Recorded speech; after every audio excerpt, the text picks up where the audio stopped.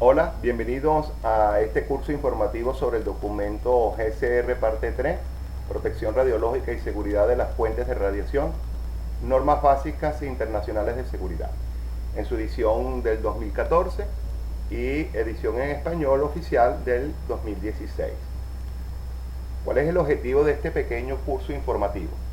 Que al finalizar dicho curso, los participantes conocerán los aspectos fundamentales del documento GCR3, tales como los antecedentes y la evolución histórica, así como la estructura del mismo. Y una cosa muy importante, el nuevo enfoque que le está dando el OIEA, basado sobre las situaciones de exposición. ¿A quién está dirigido? A todo el personal que conforma la Dirección General de Energía Atómica del Ministerio del Poder Popular para la Energía Eléctrica. El contenido.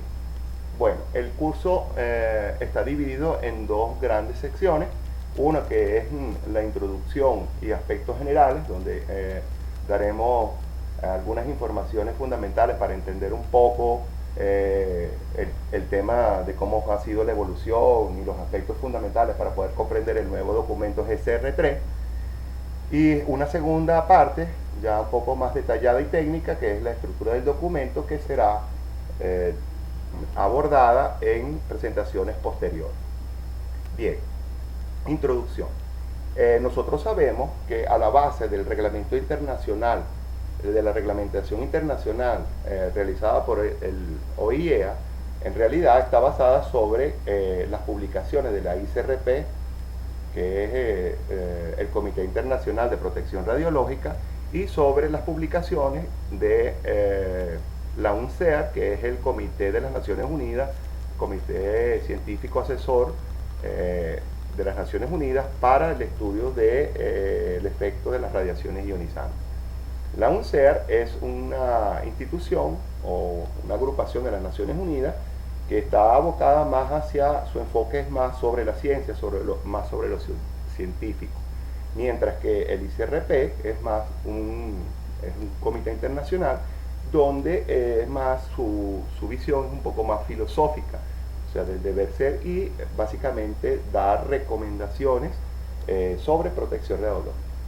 El OIEA, a través de las organizaciones como la Organización Mundial del Trabajo, la Organización Mundial de la Salud, la Organización Panamericana de la Salud y otras, recogen esas recomendaciones de la ICRP y las plasman en una reglamentación internacional, la cual, reglamentación internacional, es de obligatorio cumplimiento por sus estatutos para el mismo OIEA en todas las actividades que ella realiza o promueve, mientras que los países son libres de adoptarlo como obligatorio o no.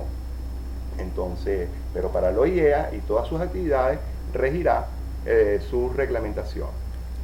Bien, veamos un poquito la evolución de cómo la evolución del documento de las normas básicas internacionales con relación a las recomendaciones que hace el ICRP. La primera publicación del ICRP, publicación número 1, es de 1958 y se recogen en la versión del 1962 de las normas básicas. Luego en 1966, en la publicación 9 de la ICRP, hay una evolución de estas recomendaciones que vienen recogidas un año después en las nuevas normas básicas. Luego en el 77 tenemos la publicación 26, que viene recogida en la versión de 1982, esta que está acá. Luego la de 1990, que es la publicación 60 del ICRP, que se recoge en la edición de las normas básicas de 1996, que es la que hasta ahora está actualmente en uso.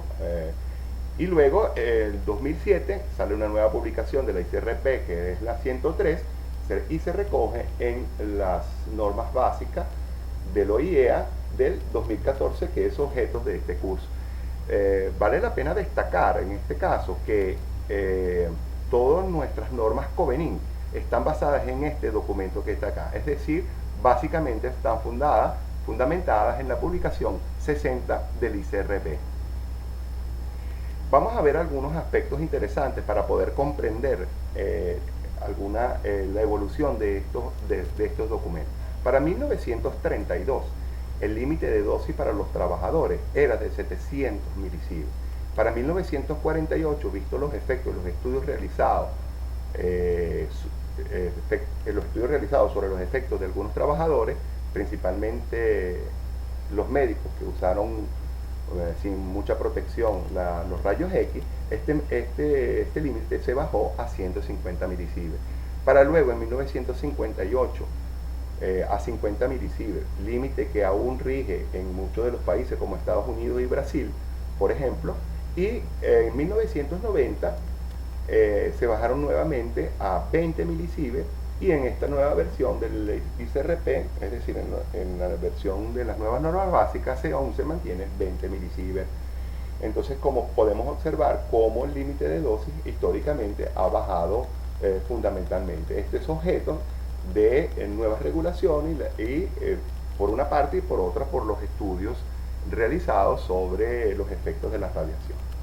Bien, hablemos ahora un poco de los factores de riesgo que están detrás de estos límites de dosis. Nosotros tenemos que para el tipo de efectos cáncer hereditario, para efectos de aparición del cáncer o efectos hereditarios, tenemos que para la población del ICRP 60 al ICRP 103 hay una evolución del 6 a 5.5. En el mismo caso del cáncer tenemos de 4.8 a 4.1. Bien, hay una diferencia en el enfoque entre el ICRP 60 y el 103. Uno es que en el ICRP 60 el factor es calculado sobre los datos de mortalidad por cáncer, mientras que para la ICRP 103 el factor es calculado en base a datos de incidencia de cáncer. Bueno, pero para el caso de los trabajadores tenemos entonces que para el tipo de efecto cáncer, habíamos mencionado que es de 4.1% por sievert. Bien, ¿qué significa esto?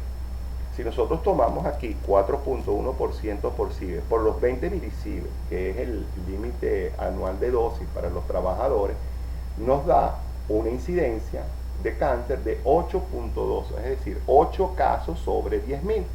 Lo que significa que para la OIT, o sea, la Organización Internacional del Trabajo, este valor es considerado como un riesgo medio para los trabajadores, comparándolo con otros riesgos de mortalidad, por ejemplo, en las actividades normales como la construcción u otras actividades. Entonces, en la OIT establece esos riesgos muy alto, medio y bajo en las actividades que realizan los trabajadores y lo coloca como incidencia según el tipo de mortalidad o de efecto que se esté estudiando, y resulta que un caso sobre 3.000 es un riesgo medio para la OIT. Aquí tenemos 8 sobre 10.000, entonces es un riesgo aceptado por la Organización Internacional del Trabajo. Recordemos una cosa, que cuando nosotros hablamos de dosis efectivas, que es sobre la cual nosotros hacemos básicamente los límites de dosis, estamos hablando en realidad de efectos estocásticos. Por eso es que se toma el cáncer, es un efecto estocástico que pudiera, por la exposición continuada durante la vida laboral, aparecer el cáncer. Y entonces, cuando nosotros establecemos límites, en realidad estamos aceptando un riesgo. Entonces, es por ello que fundamentalmente los 20 milisieverts se traducen en 8 casos sobre 10.000 para la aparición o mortalidad por cáncer debido a la exposición laboral. Bien, vamos a ver ahora algunos aspectos fundamentales que trae el nuevo documento. El nuevo documento actualiza los factores de ponderación de la radiación y de los tejidos y el detrimento producido por la radiación. Mantiene los principios fundamentales de la protección radiológica. Y aquí viene un aspecto bastante novedoso, que es que evoluciona desde el enfoque de práctica e intervención, que era las viejas normas básicas, hacia un enfoque basado en cada situación de exposición, planificada, emergencia y existente. Mantiene los límites de dosis, básicamente asume los mismos de la versión anterior. Sin embargo, hay cambios sensibles en el límite de dosis del cristalino. Refuerza el principio de optimización, que es la restricción para las para las planificadas y los niveles de referencia para emergencias y existentes, e incluye un enfoque para desarrollar un marco conceptual para demostrar la protección radiológica del medio ambiente. Bien, ahora, en la lámina anterior habíamos hablado de del enfoque en las situaciones de exposición. Vamos a ver un poco más en detalle qué significa.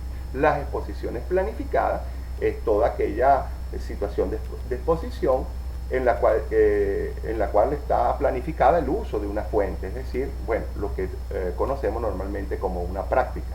Entonces allí ya sabemos que las exposiciones a la cual se refiere el nuevo documento es exposiciones planificadas, pero incluye también la clausura y la gestión de los desechos radiactivos. Luego existen las exposiciones a situaciones de emergencia. La situación de exposición de emergencia es una situación de exposición que se da como resultado de un accidente o acto doloso o cualquier otro suceso inesperado y requiere la pronta adopción de medidas para evitar o reducir las consecuencias adversas. Y luego trata las exposiciones a situaciones existentes. La situación de exposición existente es una situación de exposición que ya existe cuando tiene que tomarse una decisión sobre la necesidad del control. Típico caso donde haya sido remediado por un accidente, un lugar o exposiciones debido a los, digamos, radioisótopos de ocurrencia natural y este tipo de cosas. Entonces son exposiciones existentes en el lugar y se deben tomar una decisión sobre la necesidad o no del control de estas exposiciones. Bien, y antes de finalizar me gustaría presentarles un poco cuál es el esquema jerárquico que utiliza el Organismo Internacional de Energía Atómica para darle a sus documentos. El primer documento, quizás el principal, sobre el cual después todos se derivan, es en los fundamentos de seguridad. Allí están planteados unos principios y unos requisitos fundamentales de seguridad. Estos son los que regirán los documentos que luego se desarrollen de él. Entonces, en un segundo nivel tenemos los requisitos generales de seguridad que aplican a todas las instalaciones y actividades. El GSR parte 3 es parte de esta serie de documentos que son requisitos generales de seguridad. Luego, en un nivel un poquito más abajo, están los requisitos específicos de seguridad que aplican a prácticas o instalaciones o actividades, pero específicas. Lo mismo sucede luego con las guías generales de seguridad, que son aplicables como guía a cualquier tipo de instalación o actividad. Y luego están las guías específicas de seguridad, donde son aplicables esas mismas guías de acá, pero específicamente a una práctica o una actividad. Antes de concluir con esta presentación, quería dejar bien en claro que en el último anteproyecto de ley, que se había sido redactado para someterlo a consulta, el texto sufrió algunas modificaciones con relación al que se venía trabajando, justamente porque ya se tenían en borrador bastante avanzado las nuevas SR3. Entonces se aprovechó la ocasión también de recoger esas recomendaciones o estos requisitos de seguridad en la ley. Bueno, muchas gracias por su atención. No me queda otra que esperar que disfruten de este curso y los espero en una próxima entrega. Gracias.